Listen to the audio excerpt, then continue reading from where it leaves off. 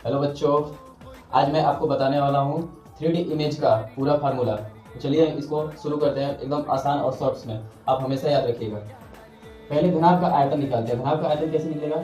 इस 3D image में लंबाई, चौड़ाई और ऊंचाई तीन डायमेंशन होता है। तो इसका होता है घनाभ का आयतन, लंबाई गुणे चौड़ाई गुणे ऊंचाई। तो इसको L into D into H लिखते हैं। इसको आप लोग याद कर लीजिएगा, इसी पे सारे फार्मूले याद हो जाएंगे।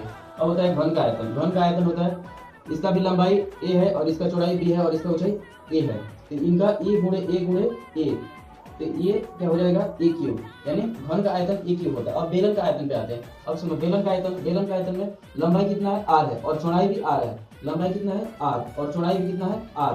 तो ये r हो गया और ऊंचाई क्या है h, ये हो गया। और ये गोला है और क्या बोलते हैं वृत्त है। वृत्त रहता है तो उसके साथ पाई हमेशा साथ में आता है। तो ये हो जाएगा, ये जब गुणा करोगे तो पाई इंटू आर और आर पे गुणा करोगे तो पाई आर स्क्वायर एच, ठीक है। और उसके बाद शंकु का आयतन है। शंकु का आयतन क्या होता है? अब बेलन को जब हम मिलाते हैं ऐसे तो कितना बोलते हैं? तीन शंकु बनते हैं। जब देखिएगा तो इसमें तीन शंकु बनते हैं। तो 1/3 जब इसमें से एक शंकु बाहर निकालते हैं, तो जब वो एक शंकु निकालते हैं इसमें से, तो तीन हिस्से में से एक हिस्सा निकाल लिए तो बेलन का जो आयतन है उसके बराबर हो जाएगा स्क्वायर एच, ठीक है। 1/3 पाई स्क्वायर एच। अब चलते हैं अर्धगोले पे। अर्धगोले, पहले गोले का आयतन देखते हैं। गोले का आयतन क्या होता है? गोले का आयतन ये होता है 4/3।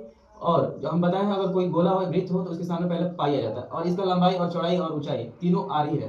क्या है? आर। तो ये क्या हो जाएगा जब कैलकुलेट करोगे तो 1/3 पाई आर इंटू आर क्या हो जाएगा? R cube. उसके बाद अर्धगोले का आयतन। अर्धगोले का आयतन मतलब गोला का आधा होता है। तो गोला का आधा जब 4/3 में और पाई आर क्यूब में जब 2 से भाग लगाओगे, मतलब इसका आधा करोगे, तो ये 2 से कट जाएगा, ये आ जाएगा 2/3 पाई आर क्यूब।